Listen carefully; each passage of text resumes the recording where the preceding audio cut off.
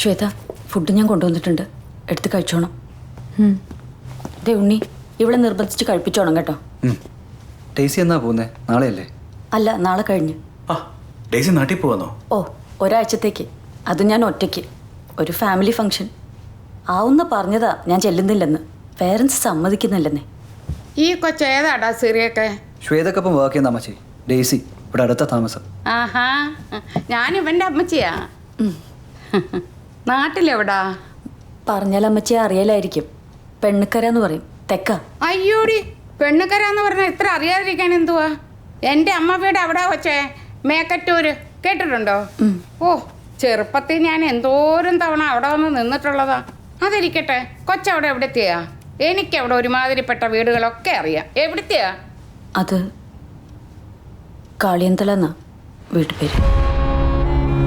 കാളിയന്തല എന്ന് പറയുമ്പോൾ കാളിയന്തല കിഴക്കോ പടിഞ്ഞാറ്റോ? കിഴക്ക്. എന്ന് വെച്ചാ കറുത്തച്ഛൻ ഊട്ടുന്നവര് ഇല്ലയോ? അല്ല, ഞങ്ങളാരും കറുത്തച്ഛനും വെളുത്തച്ഛനും ഒന്നും ഊട്ടാറില്ല.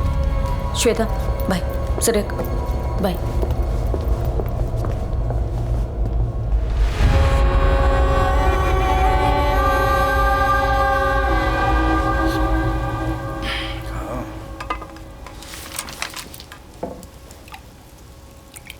അമ്മച്ചി ഒരെണ്ണം അടിക്കുന്നോ?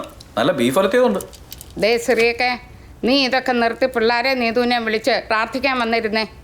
കണ്ടില്ലയോ ഓരോ കുടുംബങ്ങളിൽ നടക്കുന്ന അനർത്ഥങ്ങൾ? അത് പറഞ്ഞപ്പോഴോ ഓർത്തെ. അമ്മച്ചി ഇന്ന് ഏതാണ്ട് പറഞ്ഞാൽ ഡെയ്സി വെറുപ്പിക്കുന്ന കേട്ടല്ലോ. ഏതോ കറുത്തച്ഛൻ്റെയോ വെളുത്തച്ഛൻ്റെ ഒക്കെ കാര്യം ചോദിച്ച് എന്നതായിരുന്നത്? ഓ അതോ, എടാ അവള് കാളിയന്തല കിഴക്കേലെയാ കറുത്തച്ഛൻ ഊട്ടുന്നവര്. എന്ന് വെച്ചാൽ സംഗതി പഴയ കുടുംബക്കാരും ക്രിസ്ത്യാനികളും ഒക്കെ തന്നെയാ. പുറമേന്ന് നോക്കുമ്പോൾ മിശിഹായോടും തിരുസഭയോടും ഒക്കെ വിധേയപ്പെട്ട് ജീവിക്കുന്നവര്.